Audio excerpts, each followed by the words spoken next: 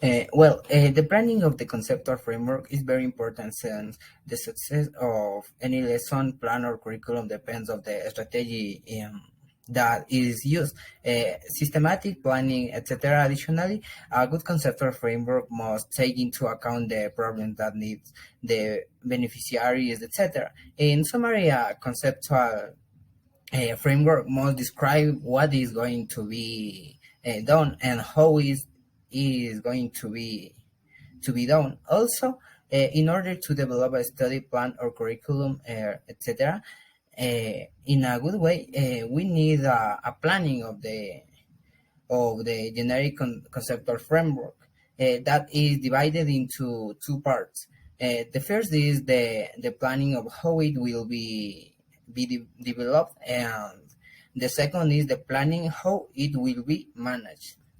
Thank you. Conceptual framework of planning, according to Luis Danani, based on the strategic planning. One of the elements that plays a fundamental role in the overall strategic planning process is the conceptual development framework, right? So, the first step in this strategic planning process is to stimulate a process of critical and constructive consolidation of the different developed concepts.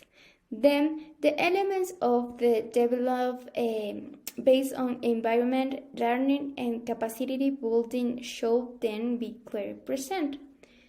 The result of this process is to create a degree of clarity and unity of through among team members of the conceptual framework for development that will give them a unique basis for their analysis of the other elements of strategic planning. Application of conceptual framework based in EFL according to Snow, Margaret, and Myron and Genesis. Here we have three settings. The first is the mainstream class. Here planning careful to ensure that language is acquired through experience. The mainstream teacher use concrete materials, really manipulatives, and a variety of activities to provide opportunities for students to match language to its reference. The second setting is the ESL class. The second application of the conceptual framework is to the ESL bullet setting. In this type of institutional programs, LEP students, usually from heterogeneous language backgrounds, are pulled out on mainstream classroom for special instruction in English language. The third is the immersion class.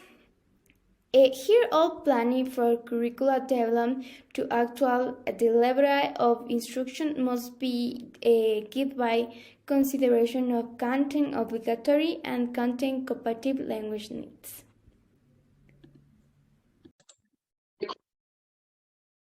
Okay, continue the exposition. According to Spencer 2013, mentioned that the conceptual framework is offered to promote dialogue among research evaluators, practitioners, funders, and other decision makers. With this framework, we seek to foster a shared understanding for assessing standard of evidence and motivate organizations to implement and improve strategies that move practice along the continuum for emerging to best. This framework is a tool that is used before to study. This makes a conceptual framework an analytical tool. It's used to make conceptual distinctions and bring together different ideas. Strong conceptual frameworks lead to actual relation of the intended objective.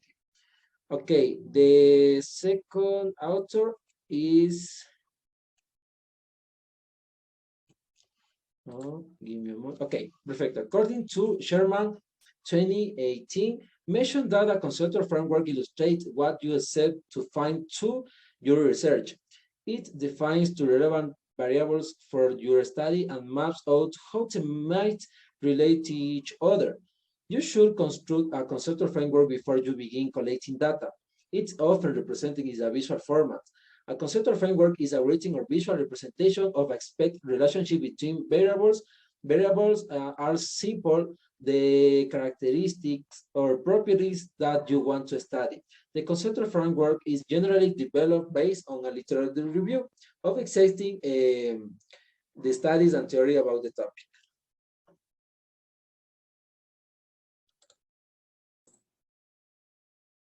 Well, according to Maxwell, the actual ideas and beliefs that you hold about the phenomena studied, whether these are written down or not, this may also be called the theoretical framework or idea context for the study. Maxwell relates the conceptual framework with a quality research design. He considers that the conceptual framework and the theoretical framework are synonymous because they both present a theory of the phenomenon under investigation. An important point of Maxwell's contribution is that the researchers must build or construct the conceptual framework from personal experience and research. Now, according to Huberman defined the conceptual framework as the current version of the researcher's map of the territory being investigated. He considered that a conceptual framework is not only a grouping of concepts, but also it is a construction in which each concept plays an integral and important role. An important contribution of Huberman is that conceptual frameworks can be developed and constructed through a qualitative analysis process. If we analyze in depth the different concepts established by different authors about the conceptual framework, we can consider that this term is a bit confusing because the authors don't differentiate between conceptual framework and the theoretical framework. Many of the definitions explain the importance of the relationship of the conceptual framework to the roots of the study purpose.